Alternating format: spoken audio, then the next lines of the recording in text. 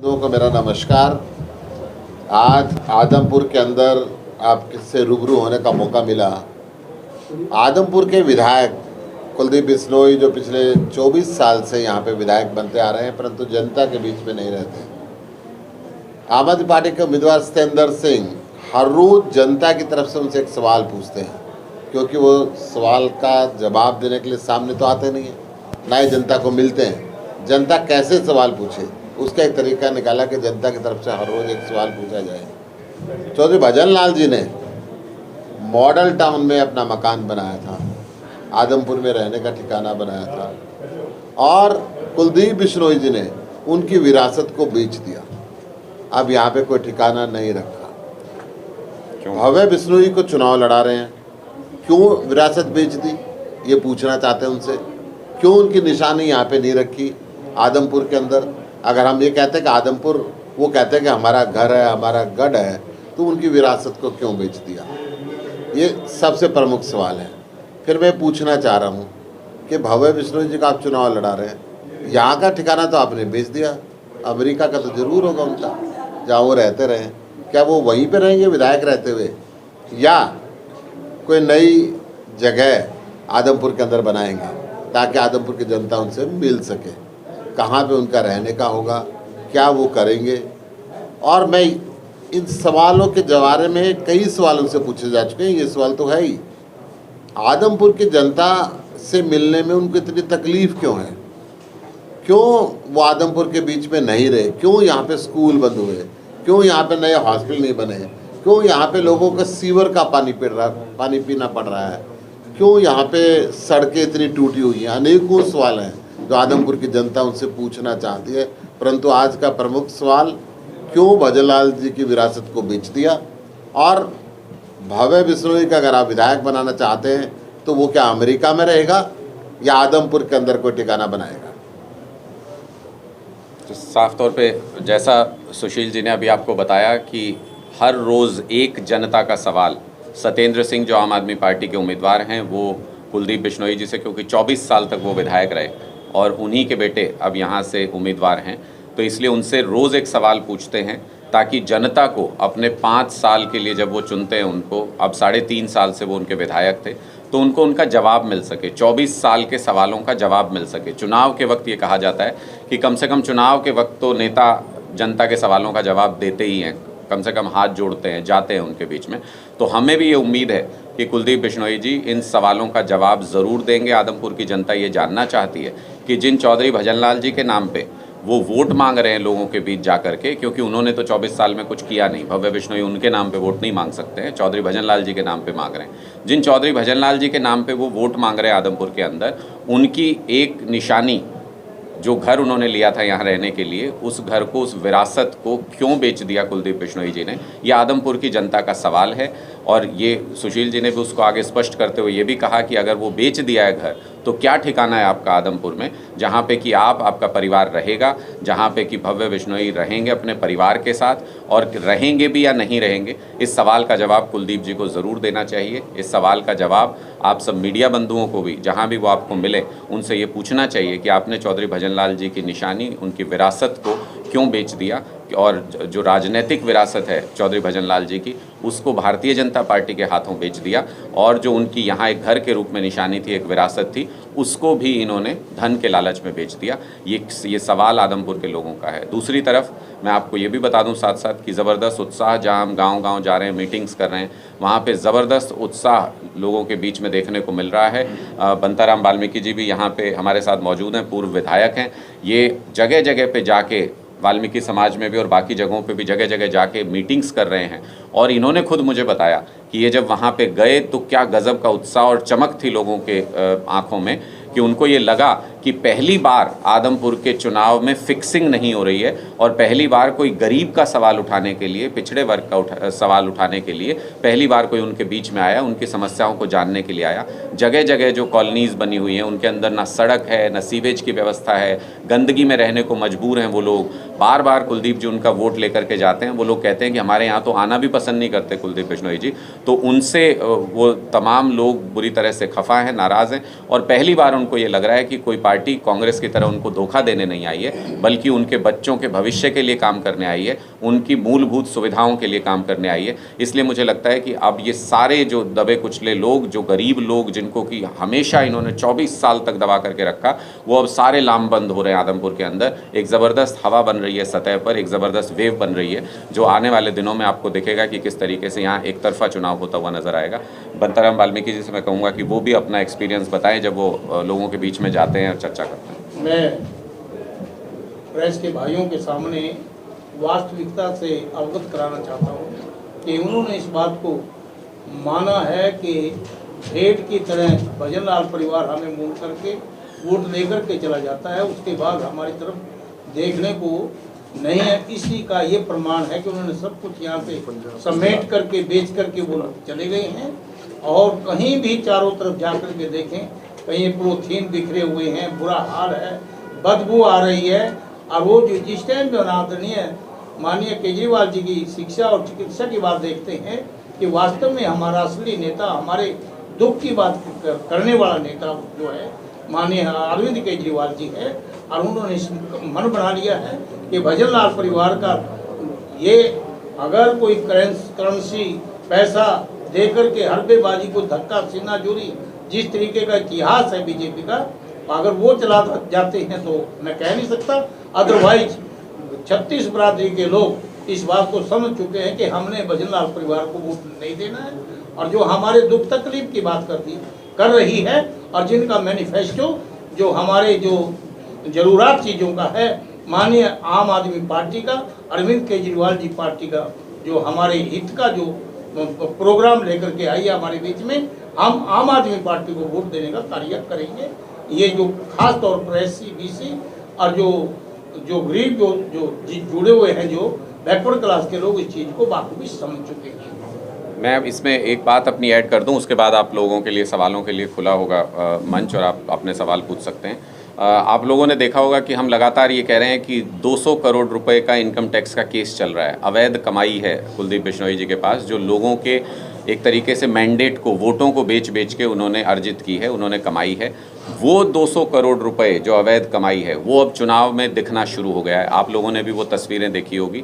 ये वही income tax से चुराए हुए 200 करोड़ रुपए हैं जो अब नोटों की बड़ी बड़ी माला और कैश के तौर पे कभी कुलदीप बिश्नोई जी के गले में नज़र आते हैं, कभी भव्य बिश्नोई जी के हाथों में नज़र आते हैं।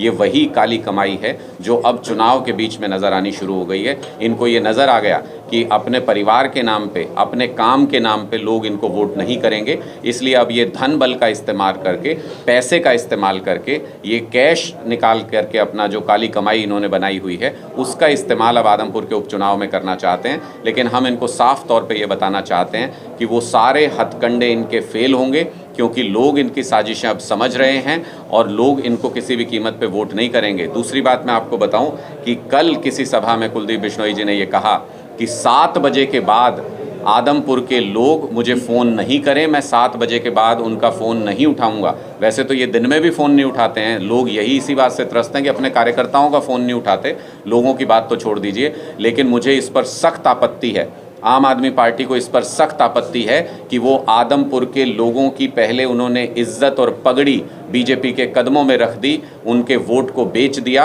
और अब वो सरेआम मंच पे खड़े होके आदमपुर की जनता को शराबी बताने का काम कर रहे हैं, आदमपुर की जनता का अपमान करने का काम कर रहे हैं। आम आदमी पार्टी इसके लिए कुलदीप बिश्नोई जी को साफ तौर पर कहती है कि वो माफ़ी मांगे खुले मंच से, वरना लोग उनको इस बात का जवाब देंगे। अगर 7 बजे के बाद वो किसी का फ़ोन उठाने को तैयार नहीं है और अगर उनको लगता है कि 7 बजे के बाद उनके पास आदमपुर के लोग सिर्फ शराब पी करके फ़ोन करते हैं, तो मुझे ये बताइए कि वो 10-10 बजे तक वोट मांगने के लिए हाथ जोड़ के इन्हीं लोगों के बीच में क्यों गिड़गिड़ाते हैं।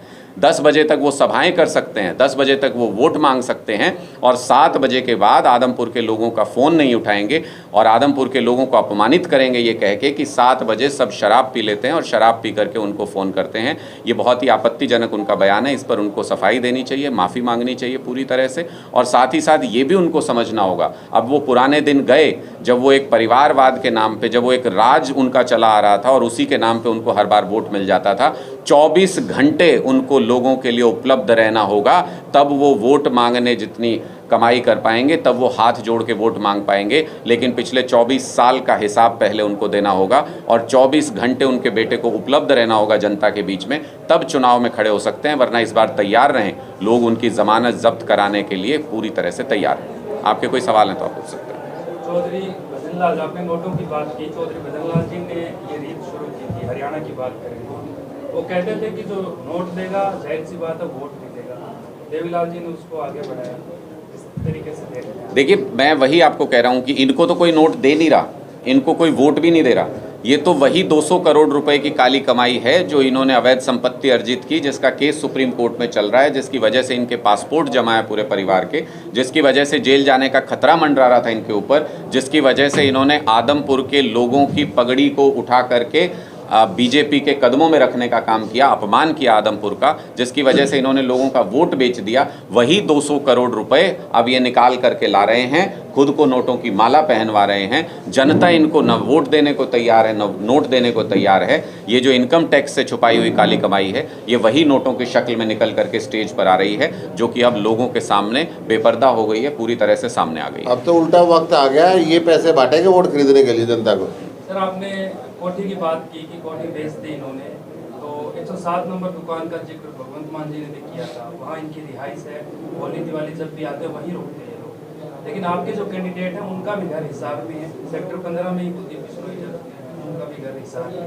तो वो बात तो एक ही है कि जिले के अंदर इनकी रिहाइश तो है कम से कम। मैं अपने मित्र से ये रिक्वेस्ट करूंगा कि आप ये सवाल कुलदीप बिश्नोई जी से पहले पूछिएगा, वो जो जवाब देंगे वो हमको स्वीकार होगा और हम उस पर अपनी बात कहेंगे। आप जो सवाल पूछ रहे हैं कुलदीप बिश्नोई जी के बिहाफ पे पूछ रहे हैं क्या? नहीं, आप अपनी तरफ से ये सवाल पूछ रहे हैं। अच्छा, नहीं, मैं इसीलिए मैं पूछ रहा हूँ, इसीलिए तो मेरा घर तो 4 जगह भी हो सकता है और 6 जगह भी हो सकता है, लेकिन न्योली खुर्द में मेरे गाँव में मेरा घर है कि नहीं है? न्योली खुर्द में मेरा घर है। वहाँ पर उन्होंने पुस्तकालय खोला हुआ है कि नहीं? गांव के लोगों के लिए खोला हुआ है। वहाँ बैठने के लिए जगह बनाई हुई है कि नहीं बनाई हुई है? गांव के हर सुख दुख में जाते हैं कि नहीं जाते हैं? मैं यही सवाल अब कुलदीप बिश्नोई जी से पूछना चाहता हूँ आपके माध्यम से, और आप भी जब उनके सामने जाएं तो ये बात पूछिएगा कि जो भजनलाल जी ने, जो परिवार ने उनके लिए अर्जित किया, जो परिवार ने उनको विरासत के रूप में सौंपा, भजनलाल जी ने अपनी विरासत के रूप में सौंपा, वो उसका सम्मान क्यों नहीं कर पाए? उन्हें क्यों बेचना पड़ा? मैं वो कारण जानना चाहता हूँ। आदमपुर की जनता वो कारण जानना चाहती है। सत्येंद्र सिंह जी अपने सवाल में वो कारण जानना चाहते हैं कि ऐसा कौन सा कारण था जिसकी वजह से उन्हें चौधरी भजनलाल जी की उस निशानी, उस विरासत को बेचना पड़ा। सर, कैरमपुर के अंदर धरना चालू है, तो आपको समर्थक धमकी दे रहे हैं कि आपको 3 तारीख के बाद देख लेंगे, तो धरना में बैठिए लोग, धमकी दे रहे हैं। वो 3 तारीख के बाद देखेंगे। आदमपुर की जनता 3 तारीख से पहले उनको देख लेगी और 3 तारीख के बाद वो देखने लायक नहीं रहेंगे। इस बात का मैं आपको आश्वासन देना चाहता हूँ। आदमपुर में जिस तरीके का गुस्सा और जिस तरीके का द्वेष है इन सब हरकतों के लिए, आप गरीब बच्चों के सरकारी स्कूल बंद कर देंगे, आप वहाँ पे शिक्षक उपलब्ध नहीं कराएंगे और उसके बाद धमकी देंगे आप गाँव के लोगों को। मुझे लगता है बार बार ये खिसिया गए हैं बुरी तरह से, ये परेशान हो गए कुलदीप बिश्नोई जी इस चुनाव में। इसलिए मुझे लगता है कि कभी ये जनता का, आदमपुर की जनता का अपमान करते हैं ये कह के कि सारे आदमपुर के लोग शराबी हैं, 7 बजे के बाद शराब पी के इनको फ़ोन करते हैं, और कभी ये कहते हैं कि गांव के लोगों को देख लेंगे 3 तारीख के बाद। तो मुझे लगता है कि आदमपुर की जनता इस अपमान का जवाब ज़रूर देगी। भव्य बिश्नोई जी की आदमपुर से ज़मानत जब्त होगी और तब हम भी देखेंगे और आदमपुर की जनता भी देखेगी कि 3 तारीख के बाद ये क्या देखते हैं।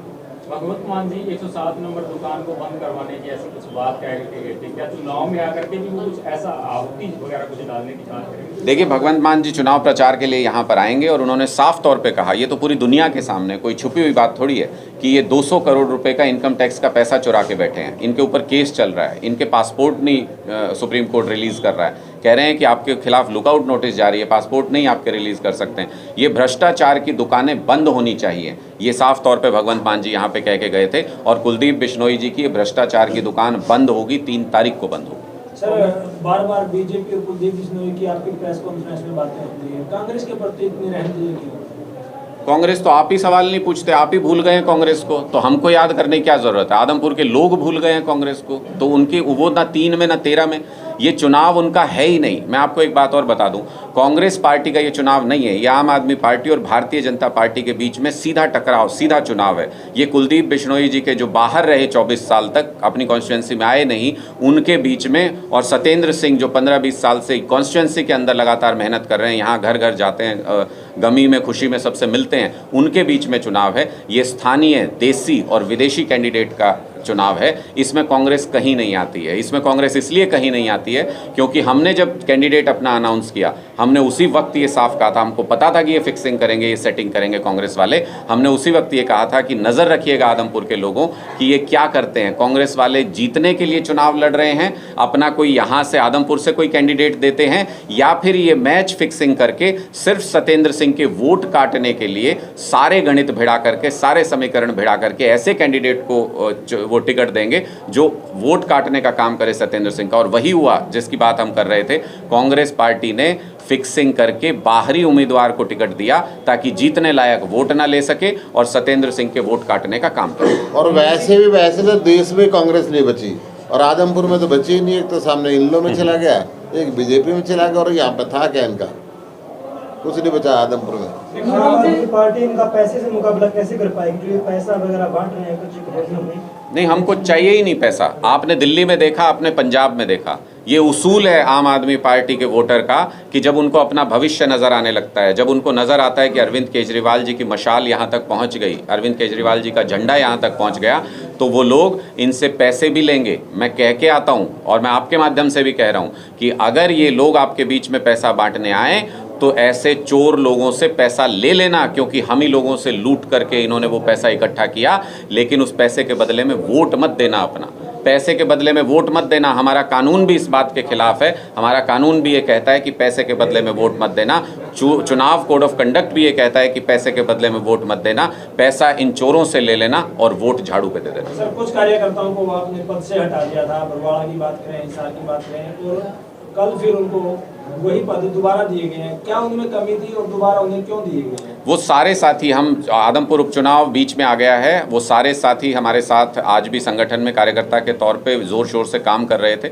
ऑपरेट करने के लिए उन सारे साथियों की मीटिंग बुलाई गई है और उनको कहा गया है कि आदमपुर चुनाव के आसपास के इलाके से, क्योंकि वेस्ट जोन से वो सारे साथी आते हैं, तो उनको कहा गया है कि चुनाव में मेहनत करें, चुनाव में काम करें और पार्टी की मदद करें। तो वो सारे साथी एकजुट होकर के पार्टी की मदद कर रहे हैं। संगठन का निर्माण आम आदमी पार्टी दिसंबर महीने में इस चुनाव से निकलने के बाद पूरे संगठन का पूरे हरियाणा के अंदर पुनर्गठन करेंगे और निर्माण करेंगे और एक मजबूत संगठन तैयार करेंगे। कांग्रेस के सक्रिय कार्यकर्ताओं ने आरोप लगाया है भव्य बिश्नोई पर कि वो वोट मांगने जाते हैं तो या तो अपनी मम्मी को पास साथ लेकर के जाते हैं या अपने पिताजी को साथ लेकर के जाते हैं। आप कह रहे हैं जयप्रकाश जी अकेले नहीं जा पा रहे। जयप्रकाश जी भी वो या तो अध्यक्ष जी को साथ लेके जाते हैं या दीपेंद्र हुड्डा जी को साथ लेके जाते हैं, क्योंकि जयप्रकाश जी या तो रास्ता भूल जाते हैं या उनसे कोई उधार मांगने वाला रास्ते में मिल जाता है। तो मुझे लगता है कि जगह जगह, मैं तो जिस गांव में जाता हूं, देखो ये कोई दबी छिपी बात नहीं, आप भी जाओगे तो गांव में कोई ना कोई मिल जाएगा। कोई कहता है मेरा इतना गाड़ियों का उधार छोड़ गए थे उस टाइम पे, कोई कहता है मेरा इस चीज़ का उधार छोड़ गए थे, कोई कहता है मेरी दुकान किराए पे ली थी उसके पैसे नहीं दे के गए,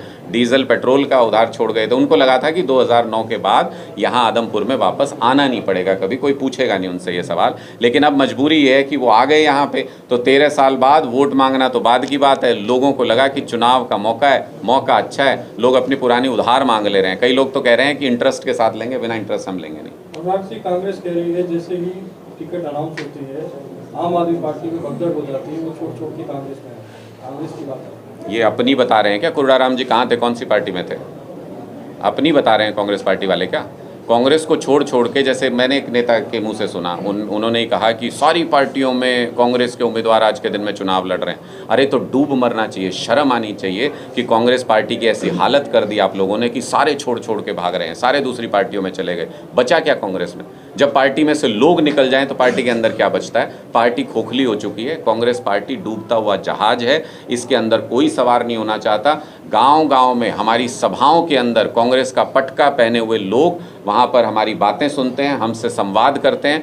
चलती सभाओं के अंदर हम वो वीडियो भी जारी करेंगे। चलती सभा के अंदर लोग अपने पटके उतार के आम आदमी पार्टी की बातों के साथ अपना दिल मिला रहे हैं, आम आदमी पार्टी को वोट देने के लिए तैयार हो रहे हैं। आम आदमी हल्के के अंदर यानी आपने सत्येंद्र सिंह को टिकट अनाउंस कर दिया। सत्येंद्र सिंह का वोट भी छोटी नौड़ी में, यानी छोटी नौड़ी में उनका गांव है, तो स्थानीय यानी लोकप्रिय नेता होने के कारण कितना फायदा आपको मिल सकता है? देखिए बिल्कुल फ़ायदा मिलेगा। मैं ये कहूँ कि बहुत हमको कहा गया कि इस मुद्दे पे चुनाव ले जाएंगे, यहाँ तो आदमपुर में जाति पाति का चुनाव हो जाता है, यहाँ तो कोई कभी ये धर्म के नाम पे बहका लेंगे लोगों को, कभी कुछ कर देंगे, कभी ये सेटिंग कर लेंगे दूसरी पार्टी से। हमने पहले ही ऐलान किया था कि इस बार चुनाव आम आदमी पार्टी अपने मुद्दों पर लड़ेगी। इस बार चुनाव शिक्षा के मुद्दे पर लड़ेंगे, इस बार चुनाव विधायक की अनुपस्थिति के मुद्दे पर होगा। 24 साल से लोग पूछ रहे हैं कि आप रहते क्यों नहीं हमारे बीच में, आप आते क्यों नहीं हमारे बीच में, और कुलदीप बिश्नोई जी 24 साल से जवाब नहीं दे रहे। इस बार उनको जवाब भी देना पड़ेगा, इस बार उनको इस मुद्दे के ऊपर लोगों को सेटिस्फाई भी करना पड़ेगा, वरना एक वोट उनको आदमपुर से नहीं मिलेगा। ये सीधा चुनाव जो लोकल उम्मीदवार और बाहरी उम्मीदवार के बीच में है, एक कलायत से हैं, एक दिल्ली से हैं, एक कलायत से हैं, एक विलायत से हैं, और सिर्फ एक देसी उम्मीदवार आम आदमी पार्टी के। अनुराग जी, बात आती है जैसे कि आप चित्र लगाते हैं बाबा साहब भीमराव अम्बेडकर का और अपना भगत सिंह, अक्सर देखा जाता है केवल चित्र ही रह जाते हैं। क्या उनकी जो प्रिंसिपल्स है उन्हें फॉलो किया जा रहा है? बाबा साहब क्या कहते थे? बाबा साहब ने आज़ादी के वक्त ये कहा था कि अगर गरीबों को गरीबी से निकलना है, अगर पिछड़े हुए लोगों को समाज में तरक्की करनी है, सिर्फ एक हथियार उनका हो सकता है, सिर्फ एक हथियार, वो हो सकता है शिक्षा। अच्छी शिक्षा पाके आप इन सारी चीज़ों से बाहर आ सकते हैं, समाज में एक रास्ता आ सकती है, एक रूपता आ सकती है। और क्या किया इन पार्टियों ने? कांग्रेस पार्टी ने 75 साल तक, भारतीय जनता पार्टी ने उस 75 साल में हिस्सेदारी कर ली, 55 साल हरियाणा को बने हुए। क्या किया इन पॉलिटिकल पार्टियों ने? सबने सबसे पहले सरकारी स्कूलों को, जो गरीब का एकमात्र ठिकाना है, उनको बर्बाद करने की साजिश रची, ताकि गरीब का बच्चे को अनपढ़ रखा जा सके, ताकि गरीब के बच्चे पढ़ नहीं पाएँ। कांग्रेस पार्टी जाती है जगह जगह धरने पे, दीपेंद्र जी भी गए थे 1-2 स्कूलों के बाहर धरने पे। मैं उनसे सवाल पूछना चाहता हूँ, और मैं पहले भी मैंने पूछा था, उनके मुँह में दही जम जाती है जब जवाब देना होता है इस सवाल का। उनसे मैं पूछना चाहता हूं, 509 स्कूल कांग्रेस के कार्यकाल में बंद हुए थे, तब क्यों नहीं गए वहां पे? तब उनके पैरों में दर्द हो गए थे क्या उन धरनों पे जाते हुए? तब उनको बच्चे नजर नहीं आए थे क्या गरीबों के, जब वो उन धरनों पे नहीं गए थे? पहली बार हरियाणा के इतिहास में ऐसा हुआ कि सरकारी स्कूल किसी सरकार ने बंद करने की कोशिश की, और एक पूरा आंदोलन छिड़ गया पूरे हरियाणा के अंदर। गांव-गांव में इनका बहिष्कार हो रहा है, गांव-गांव में आंदोलन हो रहे हैं, स्कूलों के बाहर बैठ करके धरने लग रहे हैं। ये सिर्फ इसलिए क्योंकि आम आदमी पार्टी ने बाबा साहब के उन्हीं संस्कारों के बारे में जागरूकता फैलाने का काम किया, बाबा साहब के उन्हीं आदर्शों पर चलते हुए, शहीद भगत सिंह जी के उन्हीं आदर्शों पर चलते हुए। आप देखिए ना, 2 ही चीज़ें तो हैं, हम स्कूलों की लड़ाई लड़ते हैं, बाबा साहब से प्रेरणा लेकर के शिक्षा देने की लड़ाई लड़ते हैं, और दूसरी चीज़, हम डरते नहीं हैं किसी से।